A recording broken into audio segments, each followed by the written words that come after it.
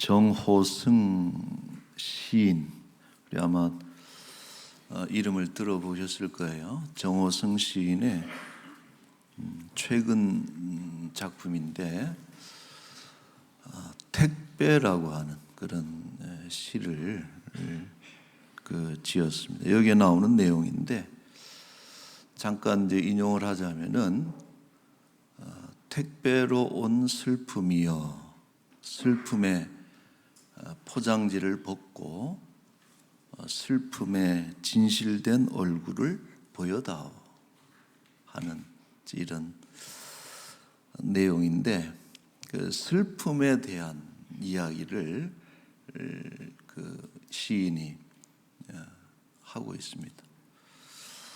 그는 이런 얘기를 해요. 슬픔은 매일의 양식과 같다. 슬픔을 반기는 사람은 없죠. 좋아하는 사람은 없지만 그러나 우리가 잊지 말아야 될 것은 슬픔은 우리의 삶을 구성하는 매우 본질적인 요소다.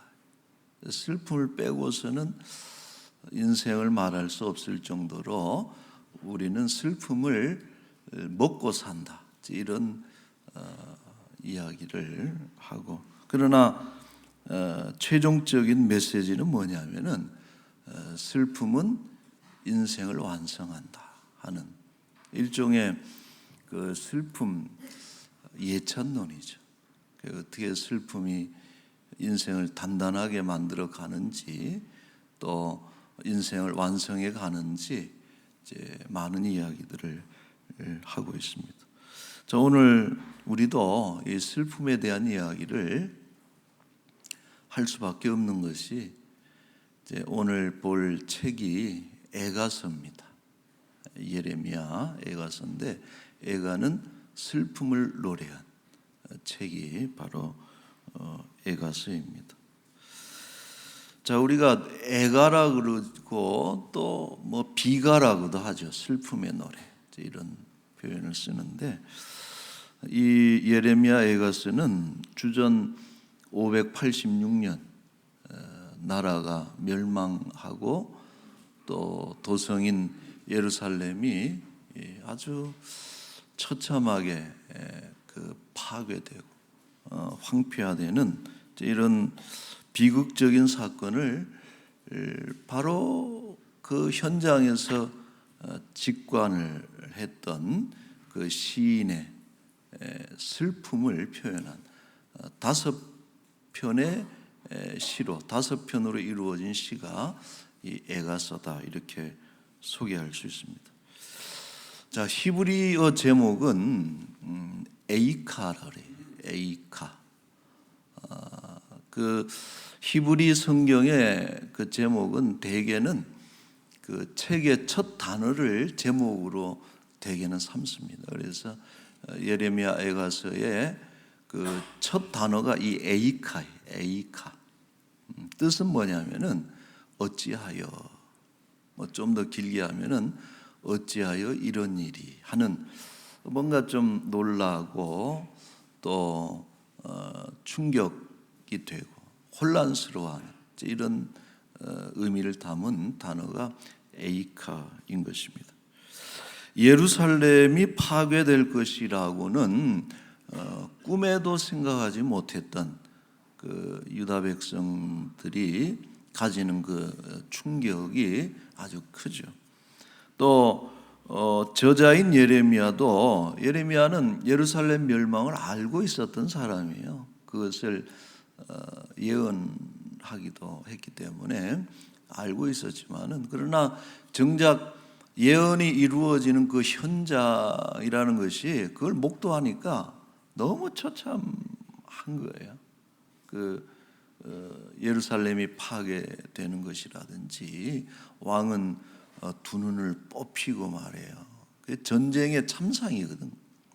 전쟁의 결과로 패전으로 인해서 쇠사슬에 묶여서 끌려가고 수많은 그 예루살렘의 백성들이 그 포로로 끌려가는 시체가 너무나 많이 쌓여서 시체를 치울 시간도 없이 다른 시체들이 쌓여가는 이런 엄청난 그런 장면을 보게 될 때에 그 멸망을 예고하고 있었음에도 불구하고 예레미야도 큰 충격에 빠지게 되는 것이죠.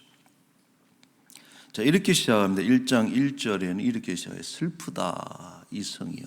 예루살렘 성을 말하는 것이요. 전에는 사람들이 많더니 이제는 어찌 그리 적막하게 됐느냐. 예루살렘은요 늘 사람으로 북적이던 그런 장소였어요. 절기 때에는 수백만이 운집한 기록도 있는 엄청난 그 인파들이 늘 끊이지 않았던 그런 도시가 예루살렘인데 지금은 휑하니 아무도 없는 이런 어떻게 이렇게 됐을까? 어찌하여 에이카 이제 하는 것이. 전에는 열국 중에 크던 자, 으뜸되던 자가 이제는 과부같이 됐고, 전에는 열방 중에 공주와 같이 아름다웠던 이 성이 이제는 강제노동하는 자가 되었도다. 어찌하여 이렇게 됐을까 하는 그 탄식, 이런 슬픔. 그래서 그 1절에 보시면은 반복되는 것이 전에는 이제는 이 단어가 3번씩이나 반복되면서 너무나 몰라보게 변화된 바뀌어진 이 예루살렘의 모습을 아주 혼란스러워하는 이런 모습입니다. 자, 그런데 이 유다인들은 이 아가서를 1년에 한 번 같이 모여서 이 아가서를 낭독을 했어요.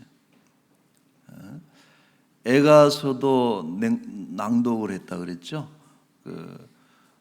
그런데 이 아가서도 낭독을 했는데 애가서도 낭독을 했어요. 근데 언제 공동체가 함께 읽었는가 하니 그 아부월 9일이라.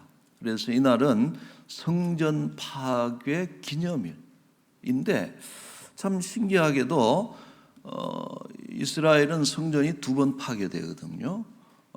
그런데 그 파괴된 날이 동일한 날이에요. 아부월 9일.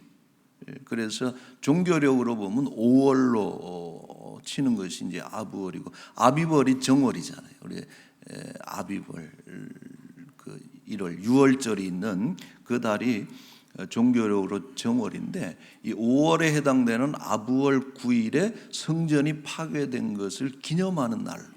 그래서 이때는 다 모여서 함께 금식하고, 그러면서 이 아가서죠. 애가서입니까? 애가서네. 애가서를 같이 이렇게 낭독을 하는 그런 시간을 가집니다. 자, 이처럼 애가서를 낭독하는 이유가 있어요. 2가지 목적을 가지고 있는데, 첫째는 이 공통의 슬픔을 표출하는 어떤 의미가 있습니다. 여러분, 슬픔이라고 하는 것은 묵혀두면 병이 되지만은 이것을 표출하는 것이죠.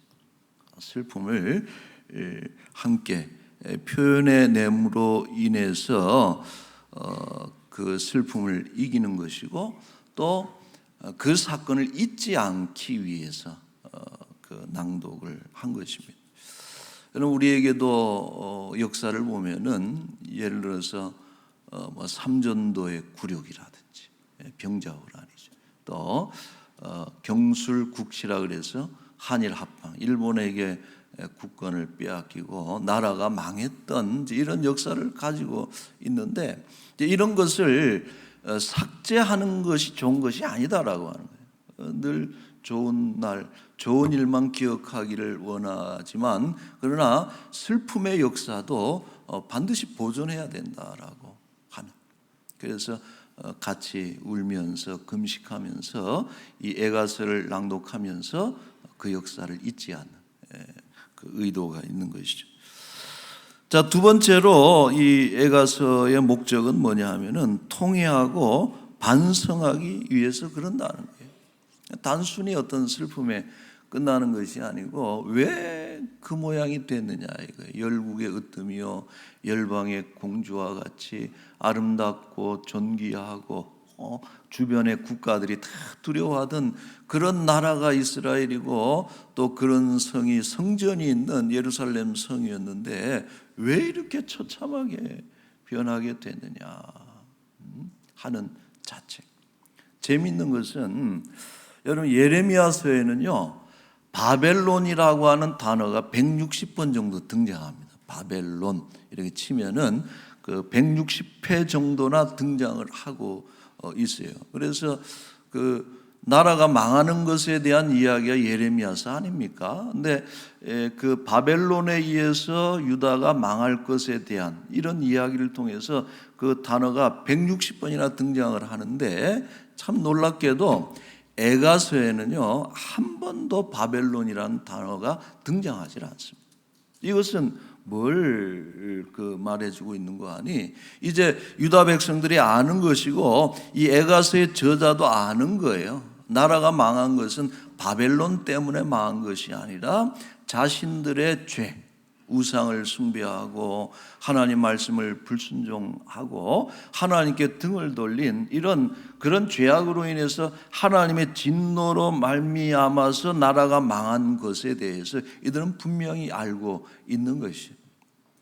그러니까 슬퍼하면서 그런 생각을 하는 거예요. 다시는 이렇게 망할 수는 없다라고 하는 반성을 같이 하는, 이것이 그 에가서를 낭독하는 목적인데 이게 참 중요하죠.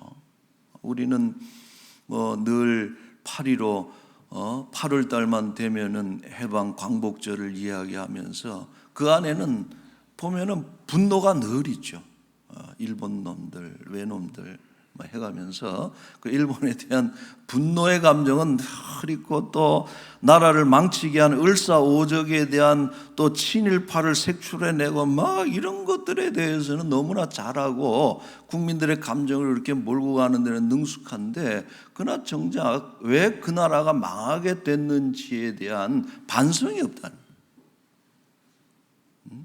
그것은 슬픔을 정직하게 다루는 태도가 아니다라고. 왜 우리가 슬픈 백성이 되는 거예요? 하나님께서 기뻐하기를 원하고 또 기뻐할 수 있는 많은 선물들을 우리에게 주셨지만 왜 그 아름다운 그 성 예루살렘이 이렇게 슬퍼하는 도성이 되고 이렇게 처참한, 여기에 대한 반성이 있어야 되는 거예요. 근데 그런 것이 없다면은 잘못된 것이. 자, 그러므로 슬픔은 일종의 카타르시스적인 효과가 있다라는 이야기를 할 수 있습니다. 정화되는 것이. 우리는 눈물을 흘리면서 슬퍼하면서 때로는 마음이 정돈이 되는 것이고 머리가 맑아지는 것이고 혼란을 정돈하는 어떤 그런 정화의 효과가 이 슬픔에 있다. 그래서 슬픔을 정직하게 다룰 때에 사람은 성장하는 것임을 알 수 있습니다. 자, 그리고 이 에가서는요 구조가 재미있습니다.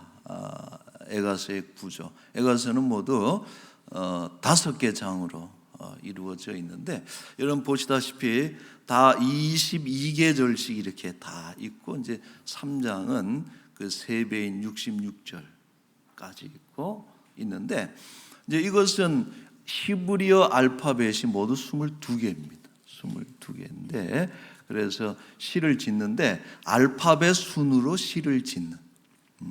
그래서 알렙. 에이카도 여러분, 에이카도 그게 알렙으로 시작하거든요. 알렙. 히브리의 첫 단어인 알렙, 베트, 김메, 달렛 이렇게 해서 쭉 22개를 이제 뭐 예를 들어서 기억 그러면 기억으로 시작하고 그 다음 두 번째 절은 니은으로 시작하고 디귿으로 시작. 이런 시의 형태를 우리가 뭐 좀 어려운 얘기로 답관체다. 그래서 머리를 눌러가는 문체가 답관체라. 처음에 서두에 이제 이런 혹은 뭐 아크로스틱이다. 이런 그 제목을 붙이는데 이렇게 시를 쓰는 게 쉽지는 않죠. 쉽지는 않은데 그래서 이러한 어떤 특별한 구조로 이루어진 이 시를 통해서 우리가 유추해낼 수 있는 것은 뭐냐면은, 이것은 여러분 어때요? 슬픔은 질서가 없습니다. 슬픔은 조직적이질 않지죠.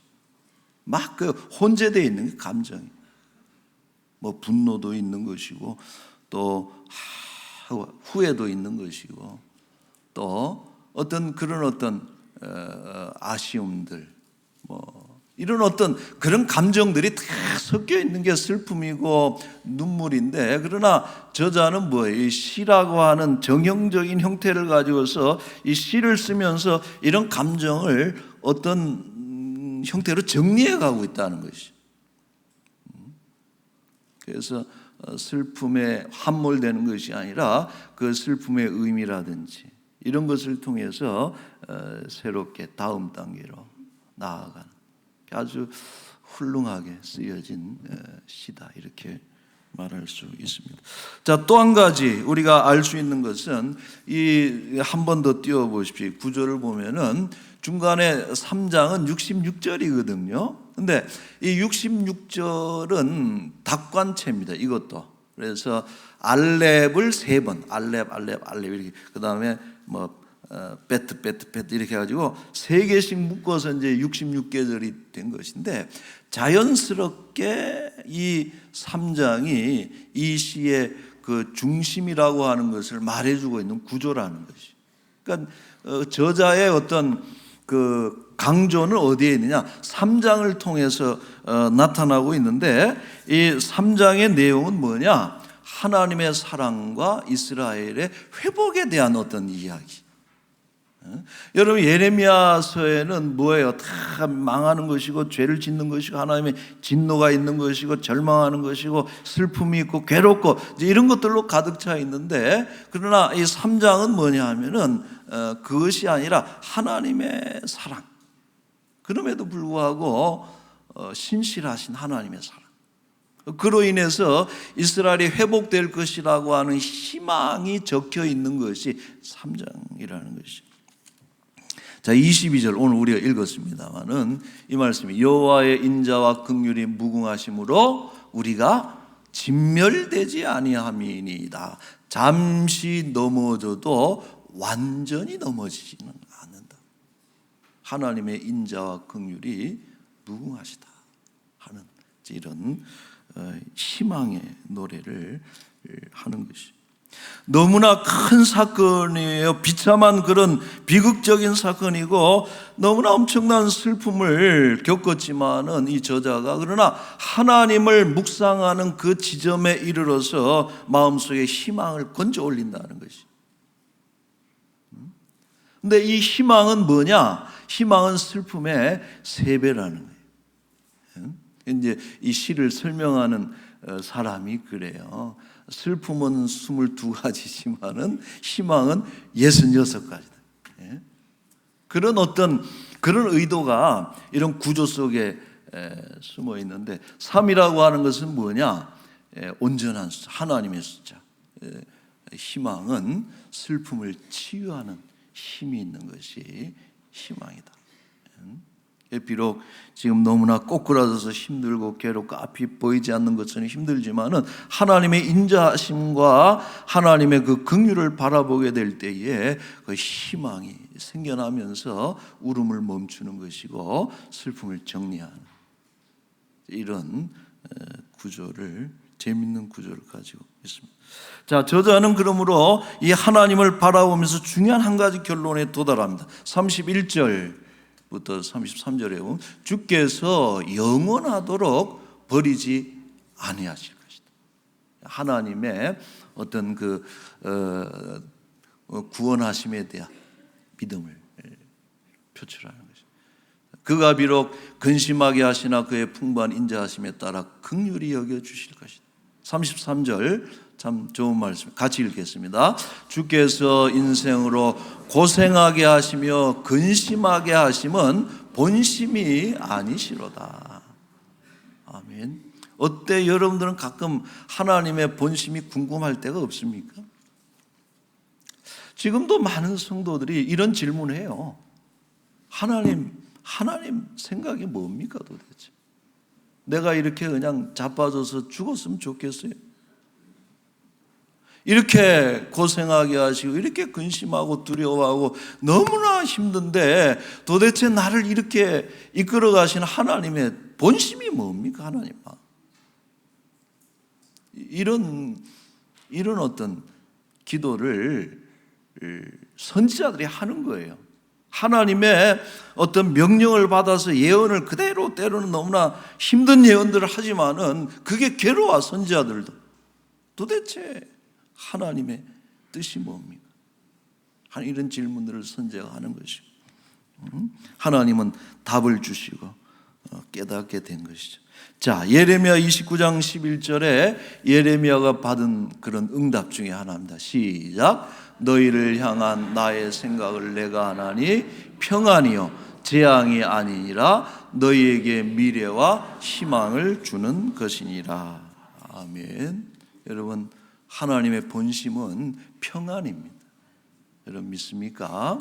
하나님은 우리에게 평안을 주시려고, 생명을 주시려고, 희망을 주시려고, 우리에게 미래를 펼쳐주시기 위하심이지, 고생하고 잠시 고생하고 잠시 근심하는 것은 우리를 아예 그냥 거꾸로 떨어버리시려고 하는 것이 하나님의 뜻이 아니다라고 하는, 슬픔을 이겨내는 예레미야식의 방식이죠. 하나님의 어떤 그런 마음을 깨닫게 되는 것입니다. 자, 그리고 성경은 정직하게 슬퍼한 자들에게는 상을 주신다 그랬어요. 이사야 61장 3절에 보십시오. 무릇 시온에서 슬퍼하는 자에게 화관을 준다. 죄를 대신하여 기쁨의 기름으로 슬픔을 대신하여 찬송의 옷으로 대신하시오. 그들이 의의 나무 곧 여호와께 심으신 그 영광을 나타낼 자라 일컬음을 받게 하려 하심이라. 슬퍼하는 자에게 화관을 주신다. 애통하는 자에게 뭘 주신다 그랬어요? 복을 주신다. 바르게 정직하게 슬퍼하는 자에게는 하나님이 화관을 씌워 주신다. 슬픔 대신 기쁨을, 찬송의 옷을 주셨네, 그런 복음성이 있죠. 슬픔을 대신해서 기쁨으로, 찬송의 옷으로 대체하는 이런 기적이 정직하게 슬퍼하는 자에게 일어납니다. 자, 이것이 정호승 시인이 그런 얘기를 했거든요. 슬픔은 신비다 그랬어요. 이것이 슬픔의 비밀이라. 힘들고 어려운 것이지만은 슬픔을 통해서 참된 기쁨으로. 이제 그런 얘기도 했어요. 그가 인터뷰한 걸 보니까 기쁨의 나무는 슬픔의 뿌리에서 자라난다라는 그런 시적인 표현도 했습니다만은 슬픔의 능력이 이렇게 대체시키는 것이 있는 것이죠. 자, 저자는 마지막으로 우리 한번 더 살펴볼 것은 이 환난의 날에 필요한 한 가지 중요한 태도를 우리에게 가르쳐 주고 있습니다. 자, 25절, 26절. 기다리는 자들에게나 구하는 영혼들에게 여호와는 선하시도다. 같이 읽겠습니다. 사람이 여호와의 구원을 바라고 잠잠히 기다림이 좋도다. 아멘.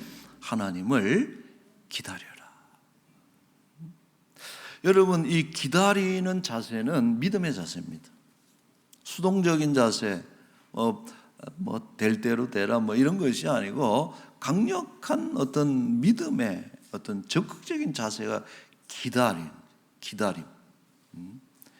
기다리는 자는 참 간절하죠. 그래서 하나님의 인자와 긍휼을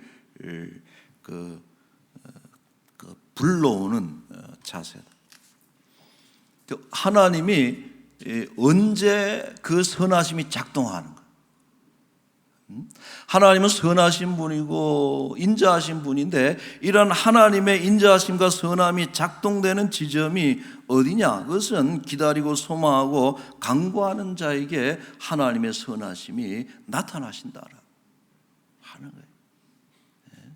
비록 어렵고 힘든 중에도 그 맑은 눈을 가지고 간절한 눈빛으로 부모를 바라보게 될 때 부모의 마음이 녹아지는 것처럼 그런 어떤 마음으로 하나님을 이렇게 간절히 바라보고 간구하는 그런 백성들의 기도를 하나님께서 외면하지 않으시고 그때 하나님의 선하심이 작동하게 된다는 것이죠.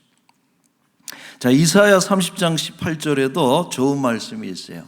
같이 한번 읽어볼까요? 그러나 여호와께서 기다리시나니 이는 너희에게 은혜를 베풀려 하시며 일어나시리니 이는 너희를 긍휼히 여기려 하심이라. 대저 여호와는 정의의 하나님이심이라. 그를 기다리는 자마다 복이 있도다. 아멘.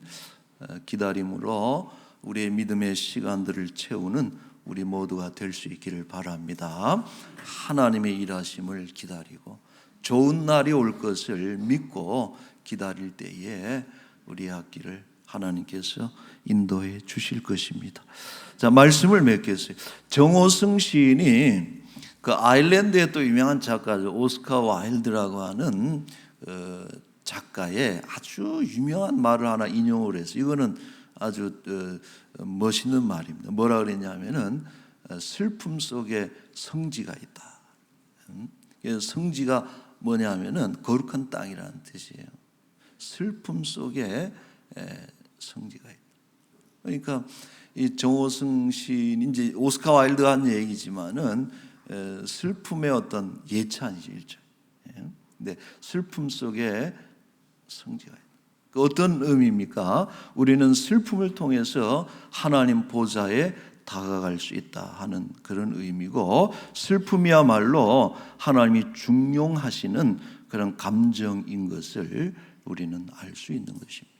혹시 지금 원치 않지만은 갑자기 택배로 참 택배로 온 슬픔이라는 표현이 참 와닿지 않아요? 원치 않고 생각도 못했는데 어느 날 어떤 슬픈 소식이 우리에게 배달됐을 때에 얼마나 황당하고 혼란스럽겠습니까? 이런 분들이 옆에 있다면은, 힘겨워하는 분들이 있다면은 이 애가를 잘 묵상하시고, 깊이 묵상하고 애가를 붙잡고 기도하고 잠잠히 하나님의 긍휼과 인자를 기다리는 그런 믿음의 사람들이 꼭 될 수 있기를 바라고요.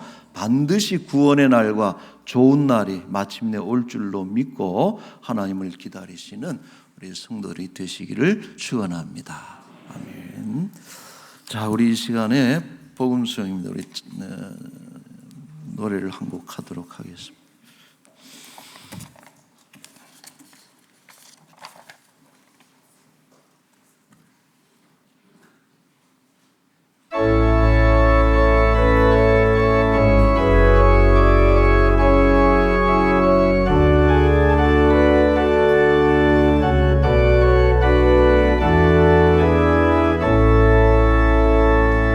우리 보좌 앞에 모여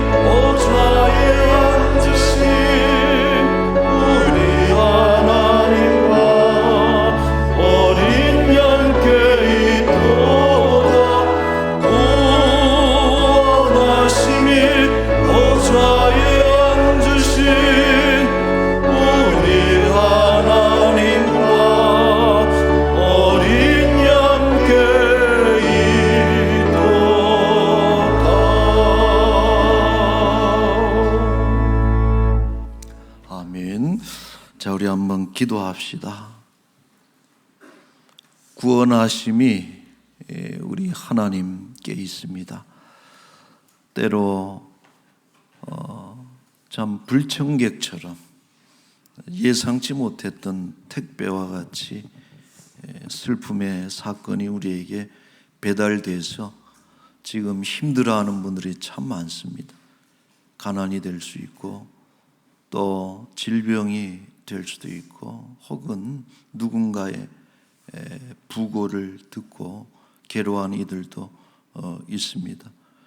우리가 슬퍼하면서도 슬픔에 함몰되는 것이 아니고 그것이 하나님의 본심이 아님을 우리가 잊지 말고 오히려 우리에게 미래와 희망을 주시는 하나님의 인자와 긍휼을 바라보고 잠잠히 하나님의 일하심을 바라보는 믿음의 사람들이 또 기다리는 태도로 또 하나님을 바라봐야 될 줄로 믿습니다. 그래서 하나님께서 꼭 질병을 거두어 가시고 일어나게 하시고 또 가난에서 벗어나게 하시고 온갖 인생의 참 힘겨운 그런 나날들 속에서 우리를 건져주실 좋은 날을 바라보는 그 믿음으로 끝까지 우리 승리할 수 있도록 우리 자신의 슬픔을 위해서 우리 이웃에 당한 그 슬픔을 위해서 우리 이 시간에 같이 한번 기도했으면 좋겠습니다. 하나님 아버지 은혜를 감사합니다.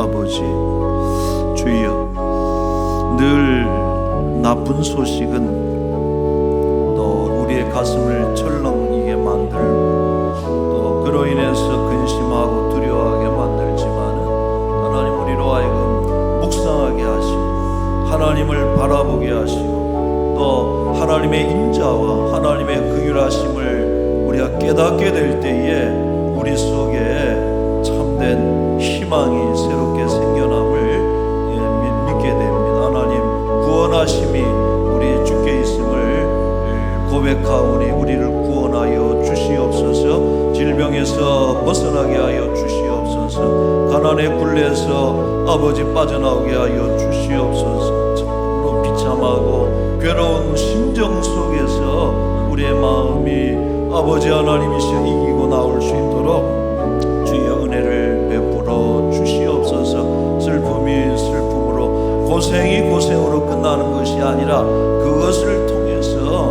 우리가 참된 소망을 부여잡고 오직 예수 그리스도 우리를 구원하실 우리 하나님을 붙잡게 되는 아버지 믿음으로 모든 것이 바뀌어질 수 있도록 주여 인도하여 주시옵소서. 아버지 사랑하는 지체들에게 하나님 힘을 더해 주옵소서. 하나님 사랑하시고 하나님께서 바꾸어 주시고 또 하나님께서 선한 길로 인도하여 주옵소서. 아버지 하나님 거룩하신 하나님 아버지 때로 생각지도 못했고 원하지 않았던 그런 슬픔의 소식들 또 사건을 경험함으로 인해서 지금 당황해하고 혼란스러워하고 힘들어하는 지체들이 너무나 많습니다. 하나님 불쌍히 여겨 주옵소서. 눈물을 흘리게 하시고 슬퍼하게 하시되 또 그 눈물 속에서 우리를 향하신 하나님의 뜻을 발견케 하여 주옵소서. 너무 괴롭고 힘들지만 성경 말씀을 읽고 또 하나님 묵상하고 그래 하나님 인자하신 분이고 긍휼이 많으신 분이지 그 하나님을 바라보고 또 발견하게 될 때에 우리 속에 그 슬픔을 이길 수 있는 그런 힘과 희망이 생겨나게 하여 주옵소서. 하나님 함몰되고 무너지지 않게 하시고 일으켜 주시고 구원하여 주옵소서. 질병에서 벗어나게 하여 주옵소서. 가난의 굴레를 빠져나오게 하여 주옵소서. 견딜 수 없이 우울하고 힘들어하는 그런 마음에서 참으로 벗어나게 하여 주옵소서. 죄를 대신해서 기쁨이 슬픔이 대신해서 찬송의 옷을 입게 하여 주옵소서. 아버지 결국은 좋은 날 주시고 마침내 하나님 오시는 날이 있을 줄로 믿사오니 잠잠히 기다릴 수 있는 믿음의 공력을 우리에게 허락하여 주옵소서. 이 한 주간도 우리와 동행하시되 이 나라 대한민국이 너무나 분노의 지수가 높습니다. 분노하고 화내는 일에만 우리가 힘을 쏟을 것이 아니라 잠잠히 돌아보고 자책하고 통회하고 반성하고 다시는 그러한 망하는 역사가 이 땅에 오지 않도록 우리 스스로를 바르게 세우는 일에 이 나라가 힘을 쏟게 하여 주옵소서.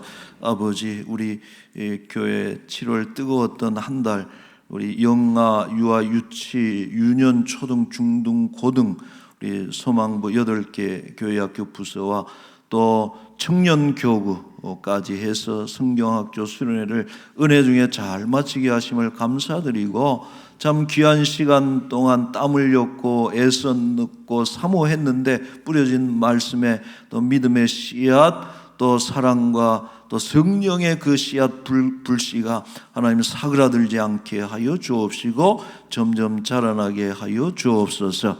아버지, 이 주에는 또 나주에 가서 봉사합니다. 오가는 길 안전하게 섬기신 이들마다 하나님 복되게 하여 주옵소서.